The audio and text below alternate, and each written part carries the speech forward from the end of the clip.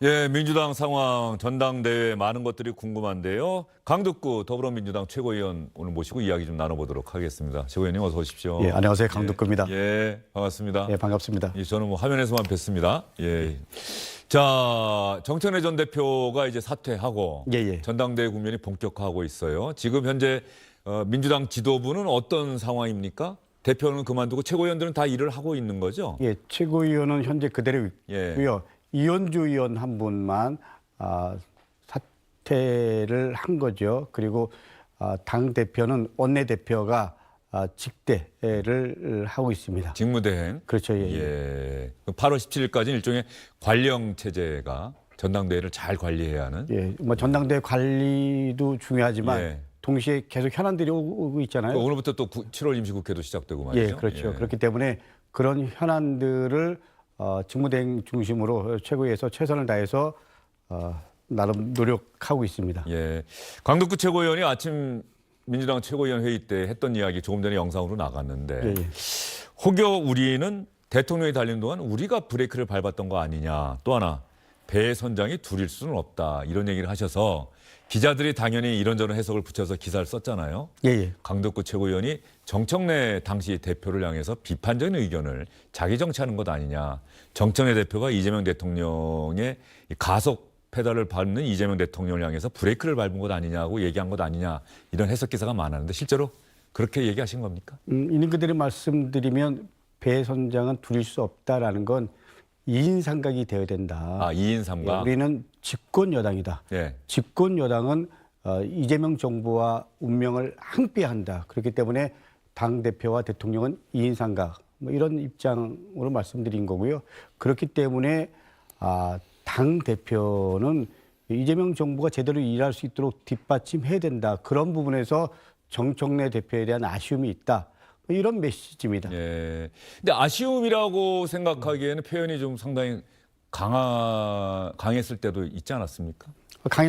예. 그런 부분이 있었죠. 그렇지만 일단 우리 정청래 대표가 당 대표직을 내려놓고 네. 뭐 새로운 대표직을 도전하겠다고 했잖아요. 그렇기 때문에 아쉬움 있고 동시에 이재명 대표와 우리 당 대표의 관계 속에서 마지막 판단은 당원들과 국민들이 하시는 거지만 좀 더 이재명 정부와 호흡을 맞췄으면 하는 뭐 그런 부분에서 제가 얘기를 한 겁니다. 예, 이재명 대통령, 이재명 정부의 성공을 위해서 민주당 대표로 과연 어떠한 정치인이 적합할 것이냐를 당원과 국민이 선택하고 판단하게 되지 않겠느냐. 이번 전당대회가 향후 2년 새로운 지도부를 구성하는 거잖아요. 저는 지도자를 판단하고 그리고 선택할 때 가장 중요한 건 시대정신이라고 생각합니다. 네. 지난 1년 동안 시대정신은 내란 세력 청산 그리고 이재명 정부가 제대로 자리 잡게 하는 것 그리고 지방선거 승리 뭐 이런 부분이 당 대표로서 시대적 소임이었다 그러면 네. 이제 향후 2년 시대적 소임은 가장 중요한 건 이재명 정부가 집권 2년 차잖아요. 제대로 일해서 성과를 내야 된다. 약 2년 동안 선거도 없습니다. 그렇기 때문에 첫째, 이재명 정부의 성공을 제대로 뒷받침해야 된다. 네. 그리고 당과 정과 청와대가 서로 유기적인 관계, 소통이 돼야 된다. 예. 그리고 소위 메가 3대 프로젝트 포함해서 큰 틀의 국정 과제를 잘 당에서 뒷받침할 수 있는 그런 능력과 예. 그리고 미래에 대한 전략 이런 리더십이 필요하다라는 게 제 생각입니다. 예. 지금 강덕구 최고위원 말씀 듣다가 보니까 예. 그런 아쉬움과 비판적인 생각이 담겨 있는 것 같아요. 지난 1년은 그러지 못했다.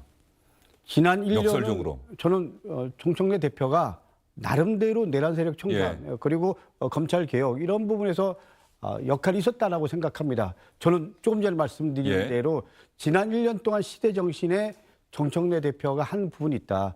그러나 최근에 정청래 대표가 다음 전대를 준비하는 메시지 보면 여전히 1인 1표제 검찰 개혁 이 틀을 벗어나지 못했습니다. 그런 부분이 과연 앞으로 향후 2년 동안 시대 정신, 시대 요구에 맞는 리더십이냐 그런 부분에서 저는 아니라고 생각합니다. 먹고 사는 문제, 국민의 먹고 사는 문제, 미래의 먹거리. 민생 예, 문제, 예. 미래의 먹거리 예. 이런 부분이 사실 어떻게 보면 이재명 대통령의 국정 운영의 핵심이잖아요. 그게 실용이겠죠? 실용이죠. 예. 그런 입장에서 지금 정청래 대표가 보내는 메시지와 이재명 대통령 포함해서 예. 향후 2년에 대한민국이 또 그 입장에서 민주당이 나가야 될 길과 좀 편차가 있다라는 생각, 예. 뭐 솔직히 말씀드립니다. 예. 강덕구 최고위원은 뭐 다시 선거에 나서진 않겠다고 얘기하셨죠? 예, 그렇게 예. 얘기했습니다. 왜 그러신 거죠? 또 할 수도 있고 앞으로 이재명 정부 성공을 위해서 내가 민주당 지도부의 일원으로 또 한번 기여하겠다라고 다시 나설 수도 있는데 왜 안 우리가 나가는 전 겁니까? 통상적으로 예. 4대 지방선거, 총선, 그리고 대통령 선거가 가장 큰 선거입니다. 그렇죠. 그러면 이런 큰 선거에서 졌다. 그리고 승리라고 인정 못한다.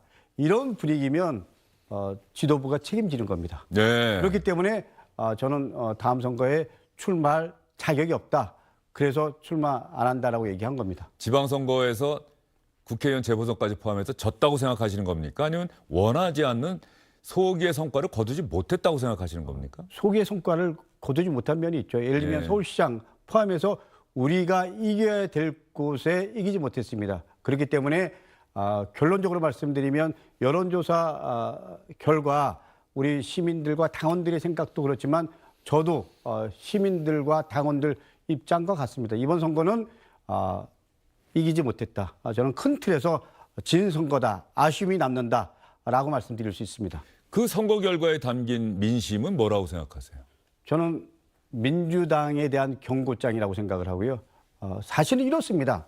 통상적으로 선거를 치를 때 지방선거 같은 경우는 대통령 지지율이 제일 중요한 투표 기준이 됩니다. 그렇죠. 예, 여론조사에서 당신 예를 들면 여러분들이 투표할 때 가장 중요한 기준이 뭐냐라고 지방선거 전에 여러 번 물어봤을 때 대통령의 국정 운영에 대한 평가라고 얘기했습니다. 예. 그럼에도 불구하고 높은 지지율에 우리가 어떻게 보면 상응하는 결과를 얻지 못한 거잖아요. 뭐 이런 부분에 대한 거는 당연히 지도부 일원으로서 책임을 져야 된다라는 게 제 생각입니다. 예, 민심의 경고다. 민심의 민주당에 경고입니다. 대한. 그렇습니다. 대통령도 그런 생각을 했죠. 민심의 대통령도 경고다. 예. 이 결과에 대해서 무겁게 받아들이겠다라고 얘기했는데 정청래 대표만 첫 번째 예를 들면 서울시장 선거 결과가 최종적으로 안 났을 때는 압승이라는 표현을 예. 했죠. 그다음에 승리라고 얘기를 했죠. 지금도 여전히 승리라고 얘기를 하고 있습니다. 평가가 완전히 다른 거네요. 평가가 다른 거죠. 예. 그러나 객관적으로 여론의 흐름 그리고 당내 흐름 속에서 이번 선거를 어떻게 결과에 대한 규정을 할 거냐 이런 부분에 대한 부분은 압승 승리라는 표현은 적절하지 않다라는 게 대다수의 생각입니다. 예.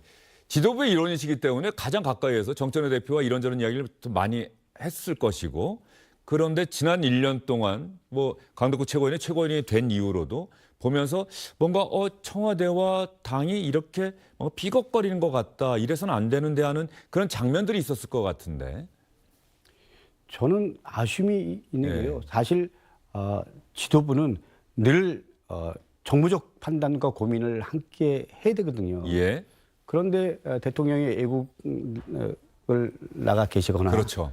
그리고 중요 행사를 하거나 예. 이럴 때 당에서 중요 메시지를 발표하거나 이런 부분들은 그야말로 아니 당과 청과 하나가 돼야 되는데 이럴 때마다 시선이 분산되잖아요. 예, 이런 부분에 대한 아쉬움이 있죠. 예. 예.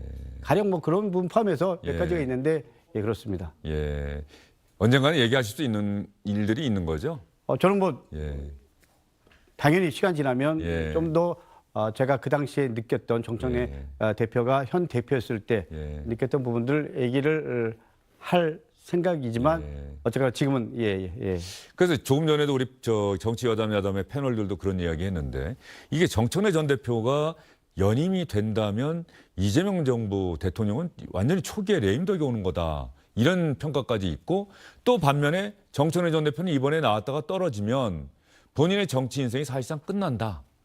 라는 얘기도 있고 그러니까 야 세상에 집권 여당의 집권 초기에 이렇게 건건일척의 승부가 펼쳐진 적이 있는가 하는 얘기까지 우리가 나왔었거든요. 적어도 예. 집권 1년 차에서 한 2년으로 넘어가는 예. 시기잖아요. 그리고 우리가 그야말로 가반의석이고 그리고 대통령이 지지율도 높고 이럴 때는 상식적으로 대통령한테 힘 실어주는 게 맞잖아요.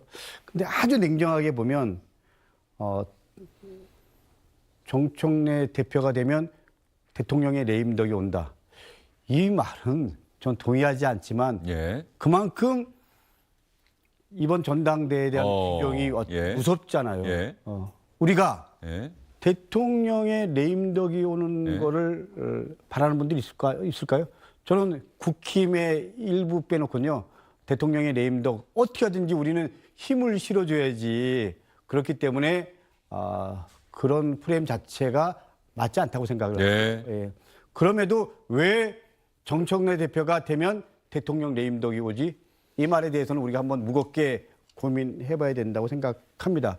그리고 만약에 정청래 대표가 안 되면 본인의 정치 인생 끝이다 이런 말, 이 말도 사실은 어떻게 보면 간접적으로 대통령께서 이번에 정청래 대표가 정치적으로 어떤 입장이었으면 좋겠다라는 그런 표현을 몇 번 하신 것 같은데 이런 부분들을 정청래 대표가 좀 무겁게 받아들여야 되는 거 아닌가요? 그렇기 때문에 저는 어떻게 보면 이번에 정청래 대표가 나오는 게 맞냐 뭐 이런 생각도 합니다. 예. 제 개인의 솔직한 생각을 말씀드리면 정청래 대표도 나름대로 당에서 역할이 있는데 네. 정청래 대표가 되면 대통령 레임덕이 오고 정청래 대표가 안 되면 정청래 대표의 정치 인생이 끝나고 그러면 이거를 풀 수 있는 방법은 정청래 대표가 나오지 말아야 되는 거 아닌가요? 어떻게 보면 정청래 대표도 자기 성찰의 시간이 좀 필요한 거 아닌가요? 뭐 그런 이렇게 가는 게 그야말로 극단이잖아요. 이렇게 선택할 수도 없고 저렇게 선택할 수도 없고 그럴 때는 저는 정청래 대표가 진짜 본인은 모든 걸 다해서 이길 수 있는 방법들을 찾고 그렇게 할 거 아닙니까? 그러면 그게 대통령의 레임덕이다? 이거는 누가 봐도 우리 당원들이 동의하겠습니까? 예. 그리고 정청래 대표도 나름대로 역량 있는 분인데 만약에 졌어. 그러면 그야말로 정치권은 사라진다. 이것도 안타까운 일 아닌가요? 그렇기 때문에 저는 이번에 정청래 대표가 나오지 않는 게 가장 어떻게 보면 지혜일 수도 있다. 뭐 이런 생각 듭니다. 예. 그 어떤 분이 다음 당대표가 돼야 된다고 생각하십니까? 저는 어떤 누구, 뭐 특정한 사람을 얘기하는 것보다 조금 전에 말씀드린 대로 가장 중요한 건 시대 정신이라고 네. 생각합니다. 시대 정신에 맞는 당대표, 시대 정신에 맞는 지도자, 뭐 이런 입장에서 보면 저는 대통령과 호흡을 잘 맞춰서 대통령의 국정 운영을 제대로 뒷받침할 수 있는 사람, 그리고 유능한 리더십. 왜냐하면 메가 3대 프로젝트 포함해서 예. 실제로 지금부터 국정의 성과를 내려고 하면 유능한 대표가 제대로 전략적 방향을 갖고 큰 틀의 비전을 구체적으로 만들어내야 되고 때로는 정부보다 먼저 입법을 해야 되고 그리고 정부보다 큰 틀의 이 정책 방향도 잡아 나가야 되고 이렇기 때문에 저는 유능하고 실력 있고 전략적 마인드가 있는 집권당의 대표가 향후 2년의 가장 중요한 리더십의 조건이라고 생각합니다. 예, 알겠습니다. 오늘 출마 선언은 김민석 전 총리와 친하시다면서요? 뭐 개인적으로 가깝습니다. 개인적으로? 예. 알겠습니다. 지금 최고위원 지도부 일원이기 때문에 뭐 선거운동 하시거나 그럴 수는 없는 거죠. 근데 뭐 개인적인 입장이야 또 다른 거죠. 예. 알겠습니다. 강덕구 최고위원은 앞으로 정치 어떻게 하실 생각입니까? 일단 지도부에서 물러나는 거고. 저는 예. 다시 평의원으로 돌아가는 거죠. 평의원으로 돌아가서 예. 어떤 정치 하고 싶으십니까? 저는 그 집권당은요. 예.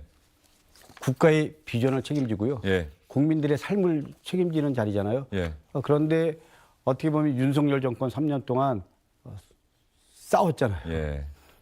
이제는 우리가 그야말로 이재명 정부의 국정 운영을 뒷받침하면서 국민의 삶을 책임지고요.